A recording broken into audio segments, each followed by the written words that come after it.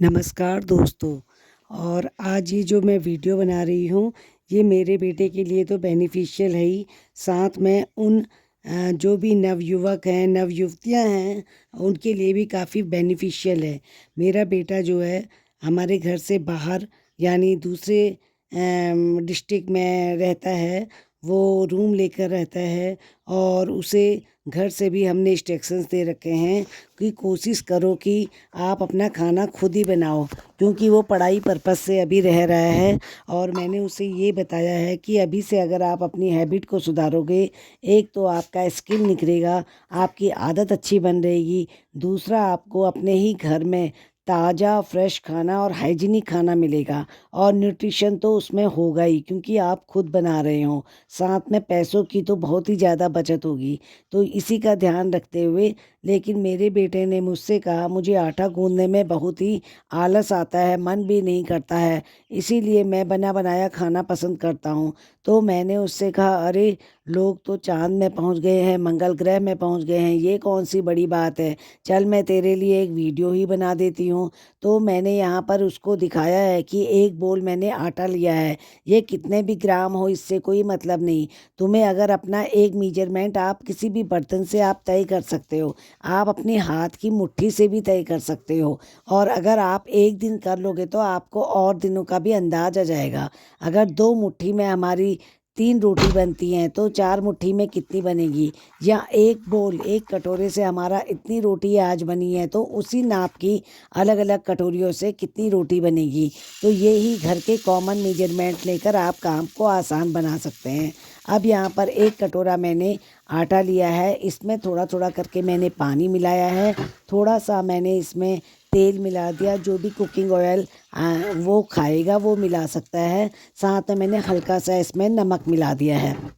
उसके बाद सबसे पहले इसमें प्रोसेस यह है कि इसको खूब फेंटेंगे, बहुत ज़्यादा जो पानी नहीं मिलाना है। बैटर ऐसा होना चाहिए, ना तो बहुत ज़्यादा गाढ़ा ना बहुत ज़्यादा पतला। उसके बाद हम थोड़ी देर उसको सेट करने के लिए रख देंगे और ढक्कन लगा कर रखेंगे। उसके बाद हम तवा गरम करेंगे, लेकिन तवे को बहुत ज़्यादा गरम नहीं करना है, तवे को हल्की आंच में ही रखना है। और उसके बाद उसमें थोड़ा सा मामूली तवे में तेल पोंछ दें। और उसके बाद हम एक लेडल से एक ही लेडल हम उसमें जो है बैटर डालेंगे, क्योंकि ज़्यादा डाल देंगे तो वो बहुत मोटा और चिपचिपा बन जाएगा।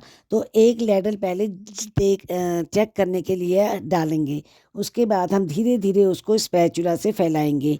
और ये ध्यान रखना है कि गैस की फ्लेम कम ही रहने देंगे, क्योंकि अगर गैस की फ्लेम ज़्यादा होगी तो वो एकदम से बैटर पकेगा और फैलने में प्रॉब्लम होगी। और फैलाने के भी इसमें मैं 2 तरीके आपको बता रही हूँ। अब तवे को आप सिंपल तवा यहाँ पर मैंने लिया है, उस तवे को जब हल्का ही गर्म है तभी हम उस बैटर को डाल के धीरे धीरे से उसको फैलाएंगे।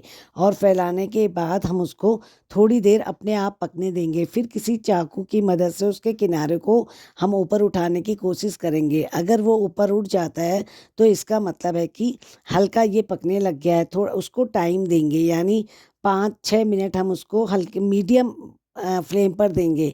जब हम डालने के बाद उसकी फ्लेम थोड़ी सी बढ़ा देंगे ताकि वो पकने की प्रोसेस में आ जाए। और जैसे ही वो पकने लगेगा तो उसके कलर चेंज होगा। जैसे ही ऊपर की परत सूखने लगती है उसमें थोड़ा सा हम तेल लगा देंगे।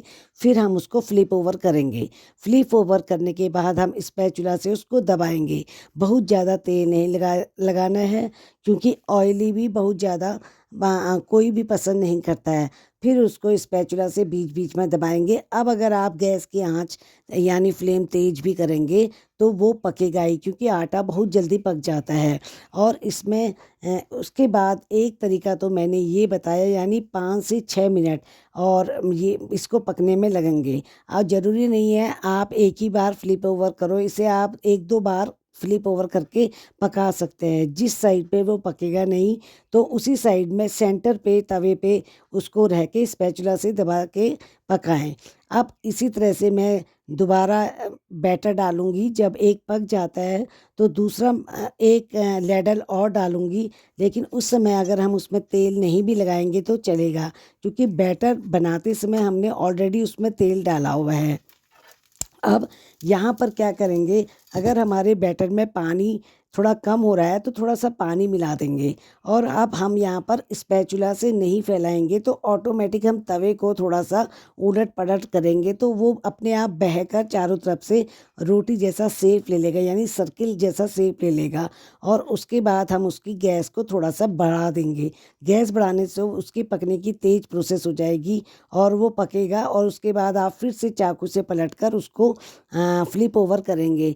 लेकिन उसका आपने एक सिंबल ये है कि आप ऐसे भी चेक कर सकते हैं, ऊपर की परत जो है सूख जाएगी, हल्की सूखने लगेगी, यानी तो इसका मतलब आपका फ्लिप ओवर करने के लिए ये तैयार है। अब यहाँ पर आपका दूसरा पराठा भी बन गया। इसे हम पराठा भी कह सकते हैं क्योंकि हम इसमें तेल लगा रहे हैं। अब यहाँ पर उसके बाद हम फिर से स्पैचुला से दबाएंगे। और अगर आपको यही पराठा क्रंची चाहिए तो इसको थोड़ा ज़्यादा पकने दीजिए और मीडियम आंच पर ही इसे पकने दीजिए और स्पैचुला से दबाते रहिए तो ये काफ़ी क्रंची बनता है। इसी तरह से हमने तीसरा पराठा भी बना दिया। कई लोग इसे आटे की छुई रोटी कहते हैं, कई लोग इसे आटे का डोसा कहते हैं, कई लोग इसे आटे का चीला भी कहते हैं। कहने को आप कुछ भी कहते रहिए, बस हमने तो सबसे पहले ये देखना था कि बेटे को किसी भी तरह की आटा गूंदने में असुविधा होती है तो वो इस तरह से चावल का आटे का चीला, डोसा या जो भी छुई रोटी बना सकता है। अब आती है इसकी पौष्टिकता बढ़ाने की बातें। अगर सब्जी बनाने का मन नहीं है तो मैंने बेटे से कहा, अगर आपके पास कैरेट, कैप्सिकम कुछ भी है तो इसको पतला पतला कोर के इसमें डाल दो। आप अनियन भी इसमें डाल सकते हैं और नहीं तो आप मसाले वाली छुई रोटी भी बना सकते हैं, जैसे काली मिर्च, अजवाइन, जीरा, कुछ भी आप इसमें घोल के डाल सकते हैं। तो इसका न्यूट्रिशन बढ़ाना भी आपके हाथ में है और बहुत जल्दी भी बन जाता है। थोड़ा सा क्रंची बनाने के लिए थोड़ा समय देना है। तो बस अगर आपका ये सब्जी वाला बनाना है तो आप इसमें कोई भी सब्जी मिक्स कर दीजिए। बस आपको इसको ध्यान रखना है कि इसको थोड़ा सा आप पतला पतला ही फैलाएं। मोटा फैलाने में ये उतना स्वादिष्ट नहीं होगा, पकने में भी टाइम लगेगा। और अगर आपका ये बन जाता है इस तरह की छुई रोटी तो आप सॉस अचार के साथ खाएं और साथ में चाय भी ले लें।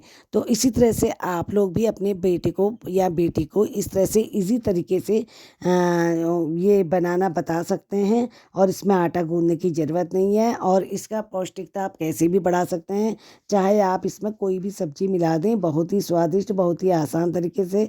सबसे बड़ी बात है कि इससे बच्चों का बेसिक स्किल डेवलप होता है और हाइजीनिक तरीके से उनमें घर में खाना बनाने की आदत पड़ती है।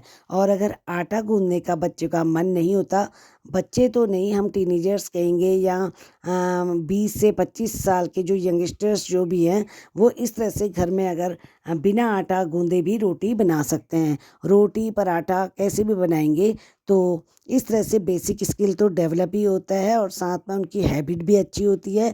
कभी भी इमरजेंसी पीरियड में वो अपना खाना खुद बना सकते हैं।